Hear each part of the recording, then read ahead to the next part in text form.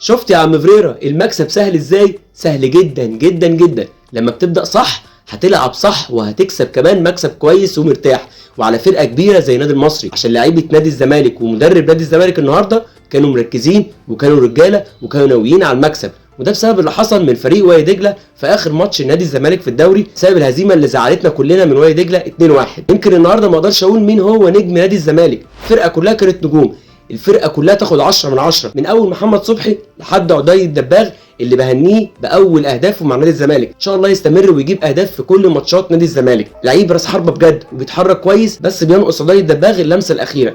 لو ركز شويه هيجيب اهداف في كل ماتشات نادي الزمالك. انا مش هتكلم كتير على المدرب، بس النهارده هقول له برافو، وكل ماتش من الخمس ماتشات اللي جايين هقيمه بالقطعه، كل ماتش بماتش. الماتش الجاي هنلاعب الاسماعيلي في اسماعيليه، فاكيد الاسماعيلي هيبقى مقفل وهيلعب زي الفرق اللي هي بتخنقك طوال 90 دقيقه، يعني مش هتخليك تهاجم براحتك. هنشوف هو هيتصرف ازاي. لازم يبدا صح ويعرف هو بيلاعب فرقه هتلعبه ازاي، مش كل الفرق هتفتح لك خطوطها زي النادي المصري. عشان كده النهارده انت هاجمت وهاجمت كتير كمان وضيعت. ان شاء الله الماتش الجاي نشوف برده كوره جميله زي اللي شفناها النهارده، ونادي الزمالك يستمر في حصد الثلاث نقط عشان نفضل على القمه.